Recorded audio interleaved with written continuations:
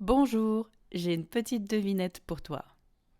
Ma mère m'avait offert le stylo, a disparu. Est-ce qu'il faut compléter avec qui ou avec que?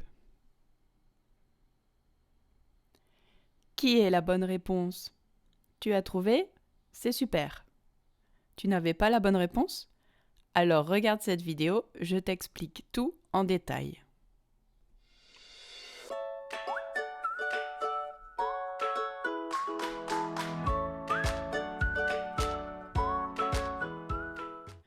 Tu as sans doute appris les mots interrogatifs en français. Ils servent à poser des questions. Il y a qui, que et quoi, où, quand, combien, comment et pourquoi pour les principaux. Tu as vu? J'ai dessiné de petits personnages pour qui et que. Avec les mots interrogatifs, tu as appris que la réponse à la question qui est une ou plusieurs personnes. La réponse à la question que ou quoi est une chose. Mais alors, pourquoi la réponse est qui dans la phrase « Ma mère m'avait offert le stylo qui a disparu ?» Qu'est-ce qui se passe? Eh bien, les mots interrogatifs qui et que ont des frères jumeaux qui leur ressemblent comme deux gouttes d'eau. Les voici. Et dans la phrase « Ma mère m'avait offert le stylo qui a disparu », c'est le frère jumeau de qui? Mais alors, qui sont ces frères jumeaux? Ce sont des pronoms relatifs, bien sûr. Et à quoi servent ces pronoms? Ils servent à préciser de quoi on parle, à ne pas répéter les mots et à faire des phrases complexes, plus longues, pour varier les plaisirs. Par exemple, de quelle voiture est-ce qu'on parle? Est-ce de la voiture qui est garée en face ou de la voiture que Martine s'est achetée? Je vous les présente plus en détail. Qui est dynamique? Il aime l'action.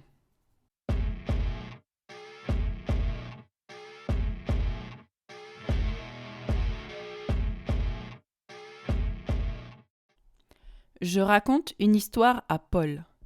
Paul m'écoute avec attention.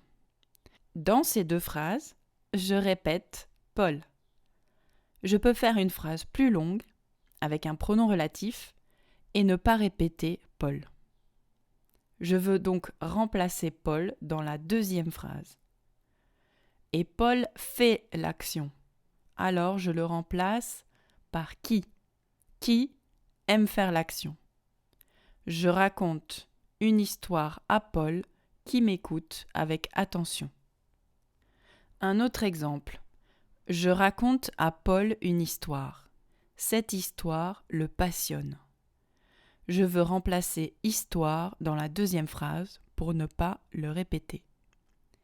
C'est l'histoire qui fait l'action de passionner Paul. Alors je choisis qui, même si ce n'est pas une personne. Je raconte à Paul une histoire qui le passionne.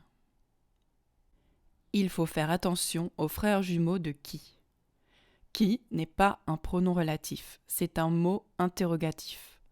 On l'utilise dans les questions. Il a un signe distinctif, le point d'interrogation.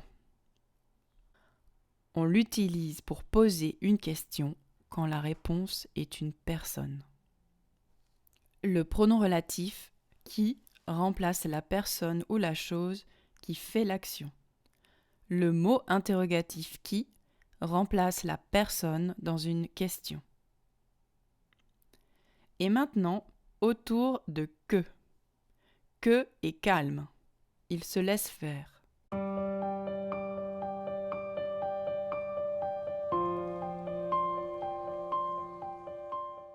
Je raconte à Paul une histoire. J'ai déjà raconté cette histoire à Sandra. Je veux remplacer histoire pour ne pas le répéter. Dans la deuxième phrase, l'histoire ne fait pas l'action. Elle se laisse faire, elle se laisse raconter. Alors je remplace l'histoire par que. Je raconte à Paul une histoire que j'ai déjà racontée à Sandra. Un autre exemple. Je raconte une histoire à Paul. J'ai rencontré Paul à la cafétéria. Je veux remplacer Paul. C'est moi qui ai rencontré Paul. Paul se laisse rencontrer. Je remplace Paul par que, même si Paul est une personne. Je raconte une histoire à Paul que j'ai rencontré à la cafétéria. Attention aux frères jumeaux de que. Ce n'est pas un pronom relatif, c'est un mot interrogatif.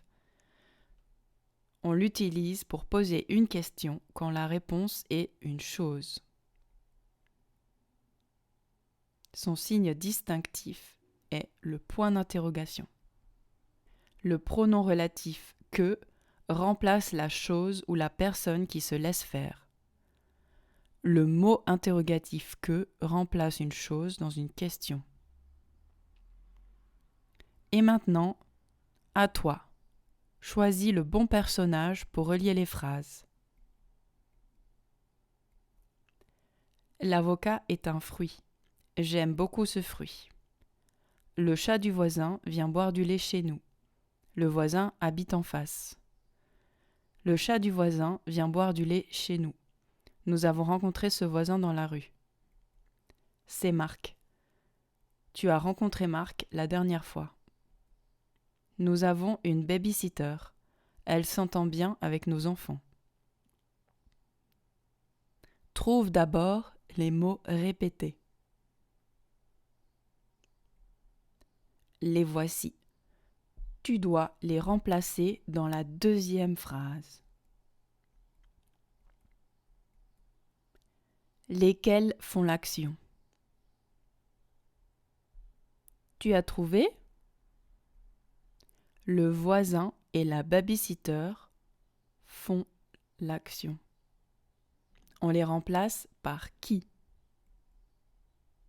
Le chat du voisin qui habite en face vient boire du lait chez nous. Nous avons une baby-sitter qui s'entend bien avec nos enfants. Attention, en français, on place la relative juste après le nom.